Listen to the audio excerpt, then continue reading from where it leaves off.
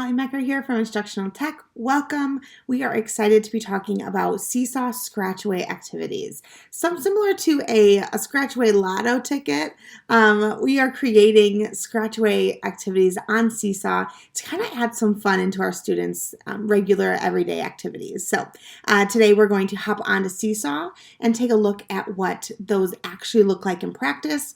We're going to jump over to Google Slides and then create our own background so that we can make our own Scratchaway activities. And then we're also going to take a peek at some templates that are available for you to just take and use. So let's go ahead and jump in. All right, so here I am on Seesaw. I am looking in the community library. So I'm just going to search for Scratchaway. And let's see what comes up if I can find any. I'm in 6th grade right now, and if I scroll down, I have one here that looks like multiplication problems.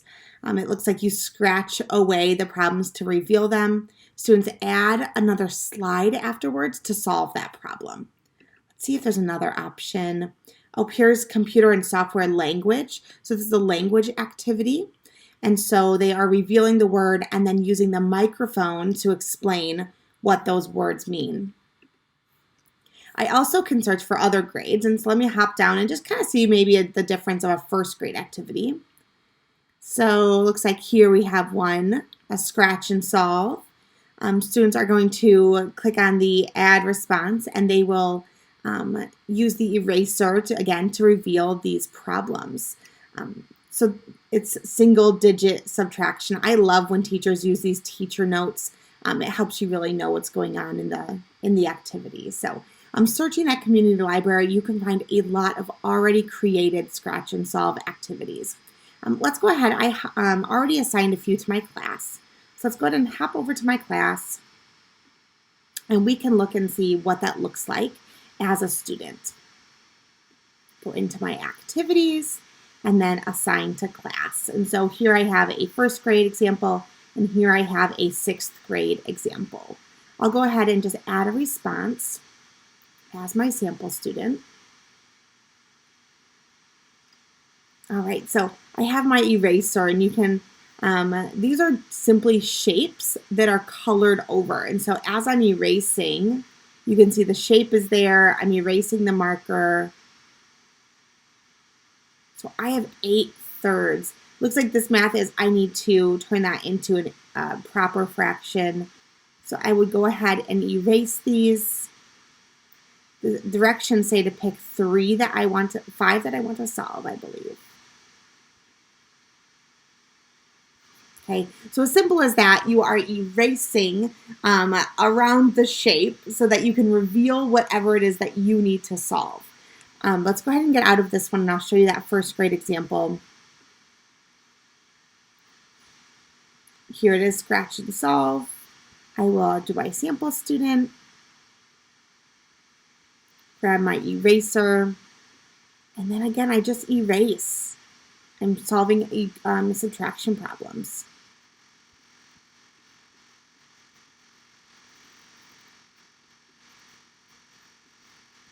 When you are doing these problems, it is important that you show students that they can change their eraser size. If a student's trying to erase with this teeny tiny piece, it will take a long time, but they can grab a large eraser, and you can see it really is no problem to erase this background if students just aren't into it.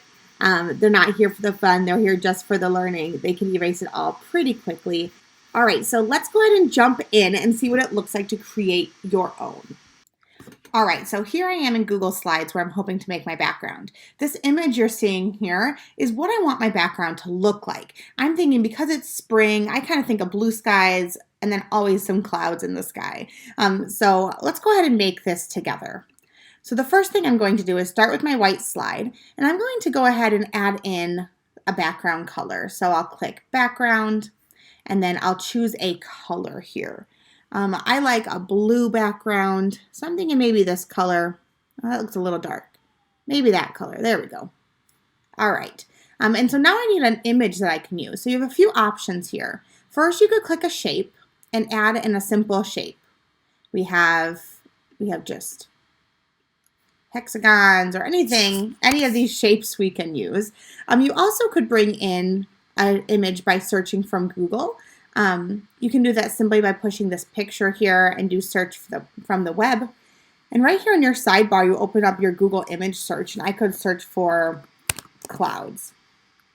And I could easily pull in any of these images. Now, none of these really work for what I'm trying to solve. I'm looking for a very basic cloud. You could always search for like cloud clip art and see if you get something better. Here we go. These are better options that you could use. I'm going to go ahead and just pick a shape instead of bringing in an image. So I'm going to go to my shapes again, and I'm going to add in this cloud right here. See, I have that little plus sign. That means I'm going to draw my shape. So I'm going to draw this cloud. There we go. I can alter this cloud before I make copies of it. So I'm going to go ahead and just widen up the border a little bit so it naturally goes at the 1. I'm going to bring it to maybe a 4. I think that looks nice. I like the gray color. So now I'm simply going to copy and paste by doing Control or Command C and V and make a few of these in a row. Now notice I can't fit 4 here, and I think I want 4 across. So I'm going to go ahead and just make it a little bit smaller. I'm going to delete these ones, and then I'm going to copy and paste again, just to make sure I fit as many as I would like. I could have resized all of those, but I just find this easier. If you're trying to line them all up, notice that red line that appears. That shows me when I have them centered. I don't mind when they go off the edge. That part will get cut off when we put this into Seesaw. I'm just going to go ahead and select all of them. I do that by holding on the Shift key and then clicking on all the items that I want. And I'm going to copy and paste those at the same time, and then just kind of offset them a little bit. And then do it one more time, another paste, and then bring them down. So now I have clouds. You can always spin them by using this little dot here. You can kind of rotate your clouds if I wanted them to kind of have, there we go. I think that looks nice. Okay, so now I have a background that I want to use. That's all I'm going to do here. I'm not going to do anything else except for create this background with the clouds. I'm going to go ahead and delete this first page because I don't need that first page that we made. There we go. And now as I'm looking, I'm noticing that the clouds didn't come in as white. They came in as like a gray color. The problem with that is when I go to color over it in Seesaw, I have to match that gray, and I think that might be difficult. So I'm going to select all of my clouds at once by going Control or Command A. That selects all the items on your page. And I'm going to fill them with a different color. I'm going to fill them with white. There we go. White is much easier to match.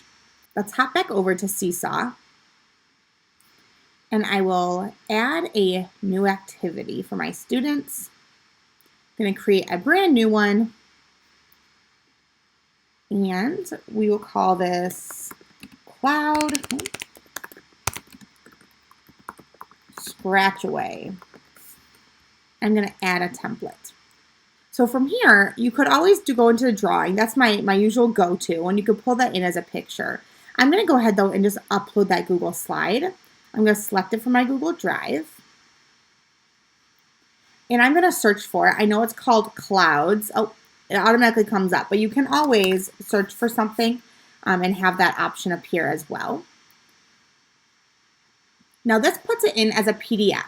What that means is that nothing on here kids can move. They can't move those clouds anymore. Everything is stuck where it is. If I wanted to make it a little bit smaller so that I could put a title on top, I can always unlock. And then I'm going to always relock it back down. So the next step is to put whatever you want to put into the clouds. I'm going to maybe do sight words. I've never been a primary teacher, but I imagine sight words is just like a constant thing that you're working with your littles. So if I had words like said, we need to format this differently. I don't want that background, that outline. So I'm going to have just the word. Maybe I want thinner font and then a little bit bigger. Here we go. So I'm going to put it in there, and then I'm going to lock that image down. We know that kids can always go in and unlock it if they want to. but it's nice that we have it locked down. I'm going to go ahead and put the other words in as well.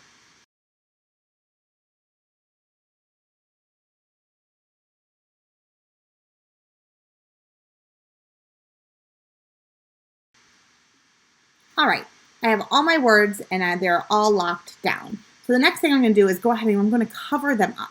There are a few options. You can use the marker or the magic marker. I'm going to go ahead and grab the marker, turn it as white as I can, and then make sure that thickness is up so I don't have to do as much coloring. I'm going to draw and see if it matches. You can't see that white at all. Notice if my white wasn't perfect, you can see it.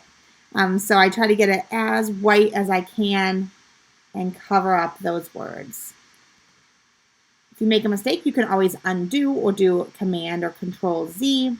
In case you accidentally whoop, you can always undo that. So I'm just going to cover up all the words. All right, so I have all my words covered. They're ready for my students to uncover. I'm going to go ahead and make another page for my students to work on. Very seldom would I ever have students simply read the words. I'd want them to do something with the words.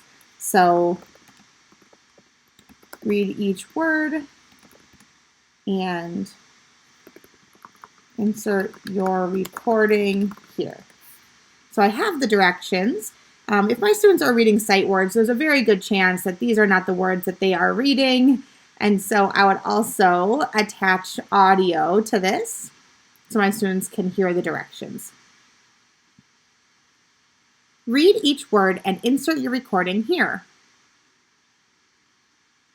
So now there's an audio for them to listen to. I'm going to go ahead and lock it down. I could even kind of make it look a little more fancy, and I could add a shape behind it so kids know exactly where to put their work. Make it a little bit larger. Send it to the back. So now here I have a space for them to put in their recording.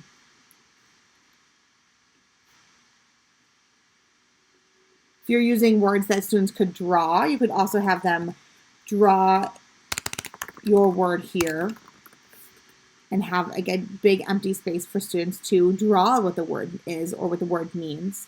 You could also do a shape around that. Sometimes when I put a shape in, I take away its background, so it's just an outline of a shape,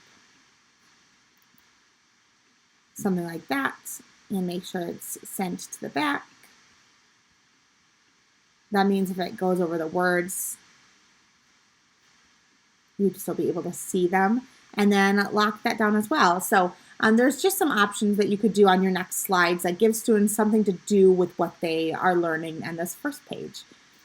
So if you want to give a scratch and solve or a scratch away a try, but are a little intimidated about making your own background, I'll include below a link to this activity here. It's simply a template. And so you'll put your own instructions here. You'll have to add your own extra pages if you have any that you'll need. But there's at least a really good start for you if this is something that you just want to give a try. And folks, that's it. That's how easy it is to make a scratch away activity in Seesaw.